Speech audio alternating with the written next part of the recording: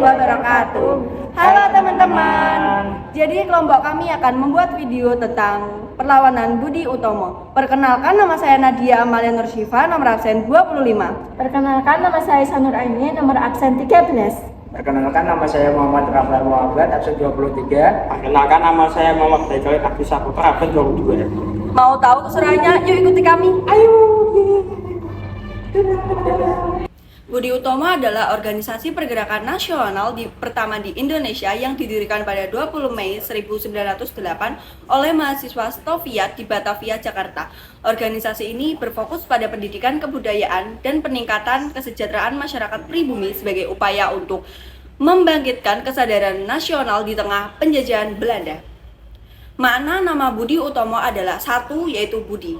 Budi yang memiliki arti pikiran, perilaku, atau watak yang baik. Utomo yang memiliki arti utama, mulia, atau luhur. Nama ini mencerminkan cita-cita organisasi untuk membangun karakter bangsa yang bermartabat melalui pendidikan dan kebudayaan. Tujuan Budi Utomo yaitu yang pertama, tujuannya adalah meningkatkan kualitas pendidikan rakyat pribumi. Yang kedua, memajukan kebudayaan lokal untuk memperkuat identitas nasional. Yang ketiga adalah membangkitkan semangat persatuan sebagai modal perjuangan melawan penjajahan.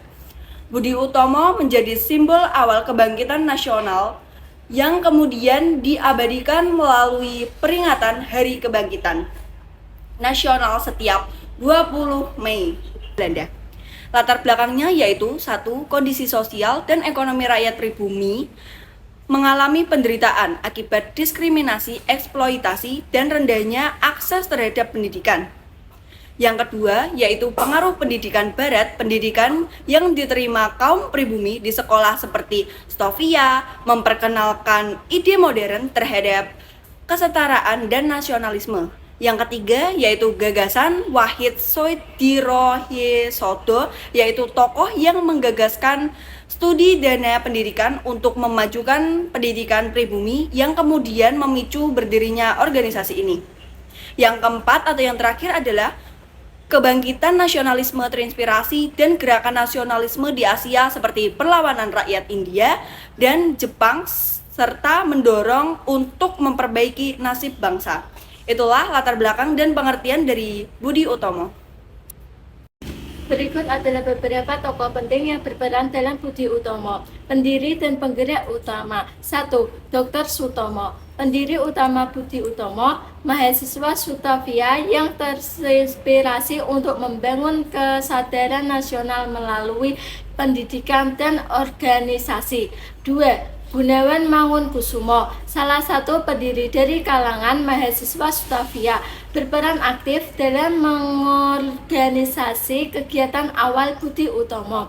3. Suraji, mahasiswa Sutavia lainnya yang ikut mendirikan organisasi ini. Tokoh inspirator.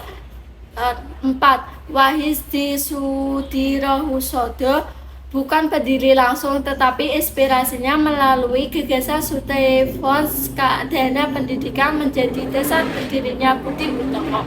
Ia mendorong pentingnya pendidikan untuk kebangkitan bangsa. Tokoh lain yang berperan 5. Raden Mangun Aryo Tirtokusumo, ketua pertama Budi Utomo yang terpilih dalam Kongres pertama di Yogyakarta, berperan dalam pengembangan organisasi di luar Sutavia. 6. Cipto Mangunkusumo, berperan dalam penyebaran gagasan nasionalisme di lingkungan Budi Utomo meskipun kemudian berpisah karena perbedaan pandangan. 7. Raden Suwardi Soeyangriknat, Ki Hajar Dewantara, berkontribusi dalam pergerakan nasional yang diinspirasi oleh semangat Budi Utomo meskipun tidak terlibat langsung pada awal pendiriannya. Tokoh-tokoh ini memainkan peran penting dalam membangun fondasi pergerakan nasional Indonesia dengan menanamkan semangat persatuan dan pentingnya pendidikan bagi rakyat pribumi. perlawanan terhadap Budi Utomo tidak terjadi secara fisik, tetapi lebih berupa kritik dan tantangan ideologis dari pihak-pihak tertentu yang menganggap strategi dan pendekatan Budi Utomo kurang efektif. Berikut adalah bentuk-bentuk perlawanan terhadap organisasi ini. 1. Kritik terhadap elitisme. Budi Utomo yang dianggap terlalu elit karena fokusnya pada pendidikan dan kaum pelajar, mahasiswa, dan pegawai pemerintah. Organisasi ini kurang menjangkau rakyat kecil yang menjadi mayoritas populasi Indonesia.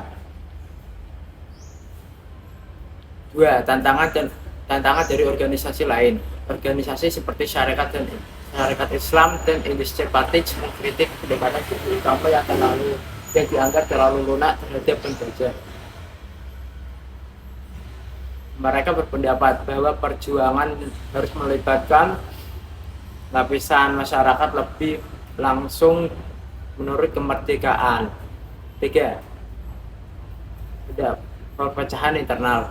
Ada perbedaan pandangan di antara anggotanya. Sebagai besar organisasi tetap fokus pada pendidikan dan kebudayaan. Sebagian ingin memperluas perjuangan dan politik yang lebih korporatif. 4. Minimnya fokus politik. Banyak pihak mengkritik Budi Utomo karena terlalu berorientasi pada kebudayaan dan pendidikan tanpa membuat langkah politik yang jelas untuk melawan penjajahan.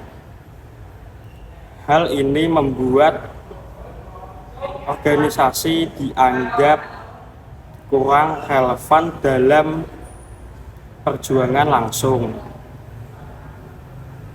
melawan penjajah.